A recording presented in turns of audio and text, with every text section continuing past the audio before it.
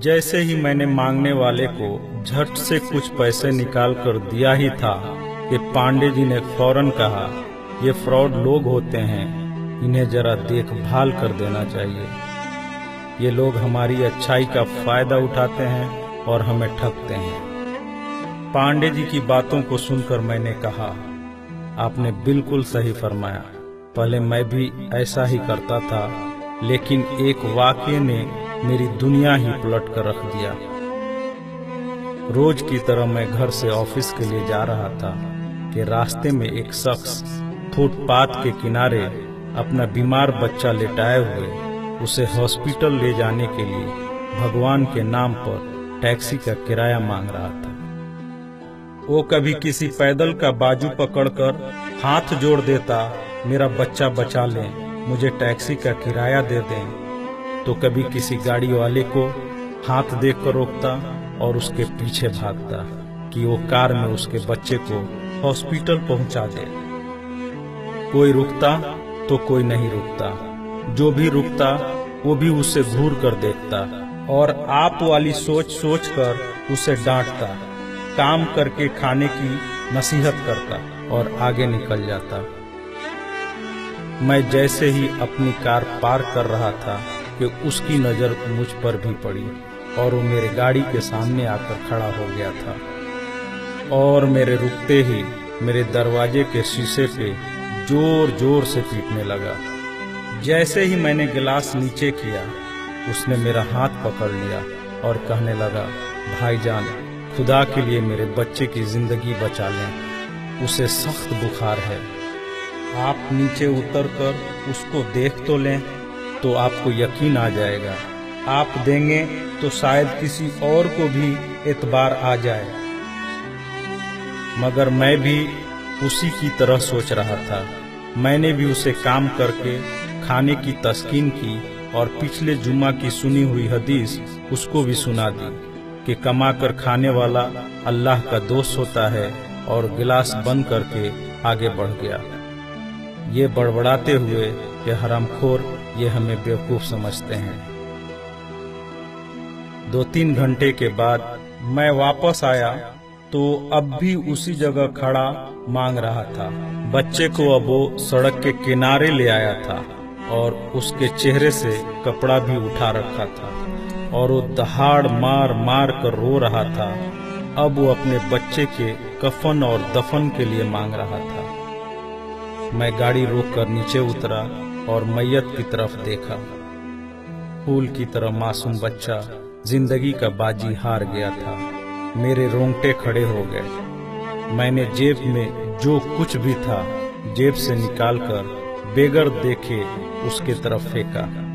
उससे पहले कि उसका बाप मुझे देखे, मैं उस तेजी से वहां से निकला मानो दुनिया की सारी बलाएं मेरे पीछे लग गई हों। मैं ऑफिस पहुंचा तो मेरा बुरा हाल था, ऐसा कि जैसे मुझे बुखार जकड़ने लगा हो। मेरा काम में मन नहीं लग रहा था। मैंने उस दिन की सारी मीटिंग को कैंसिल कर दिया। मैं भी उसी बच्चे की तरह एड़िया रगड़ रगड़ कर मरना चाहता था। 2-3 दिन के बाद बुखार को तो आराम आ गया, लेकिन मैं जहनी मरीज बन गया था। मुझे लगता था कि मेरी उसी सोच से वो बच्चा मर गया।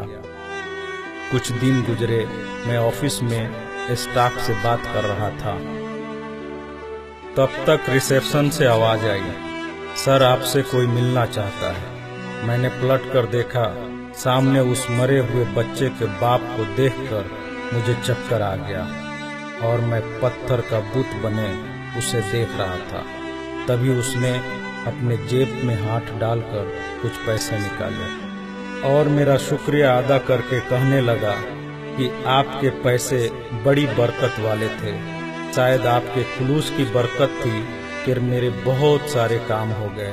सारे खर्चे के बाद कुछ पैसे बच गए और उनमें से कुछ पैसे मैंने उधार लेकर डाले हैं। ये आप कबूल कर लीजिए, बाकी मैं आपको जल्द ही वापस कर दूंगा। मैंने पैसे वापस लेने से सख्ती से इनकार कर दिया और मिन्नत करके उसे पैसे रखने को राजी कर लिया।